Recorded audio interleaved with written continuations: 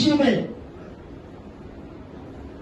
যুদ্ধের ময়দানে আপনার অবতরণ হয়েছিলেন। কেন?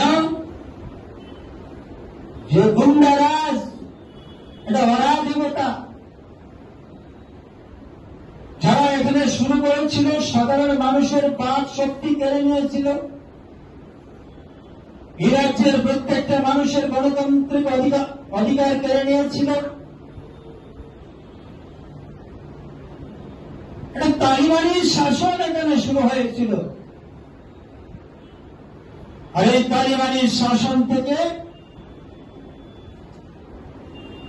এইভাবে নিষ্ঠুরের প্রশাসন থেকে মুক্তি পাওয়ার জন্য আপনারা সেই দিন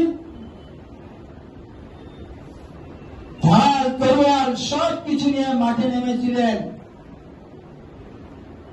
ওই ধরনের দুর্যোধনদেরকে পরাস্ত করার জন্য 2018 সালে যখন এ রাজ্যের বিধানসভা নির্বাচন হল, আপনাদের সেই কুশল নেতৃত্বে, আপনাদের সেই দূরদর্শিতা, আপনাদের পরাক্রমে, আপনাদের পরিশ্রমে ওই তালিবানি শাসন তথা কমিউনিস্ট দল এখান থেকে উৎখাত হয়েছে। ভারতীয় জনতা পার্টির নেতৃত্বে এখানে সরকার গঠন হয়েছে। এখানে অনেকে আছেন যারা আগে পূর্বভূত সভাপতি ছিলেন। সেই দিন আপনাদের তাকত ছিল, শক্তি ছিল, উৎসাহ ছিল,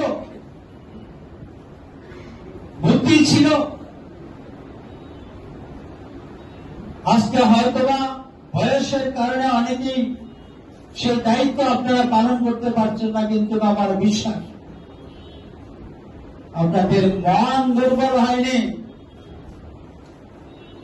আপনাদের মনের দিক থেকে ভারতীয় জনতা পার্টিকে ভালোবাসতে, এই দেশের সর্বকালের সর্বশ্রেষ্ঠ প্রধানমন্ত্রী নরেন্দ্র ভাই মোদীজির প্রতি আপনারা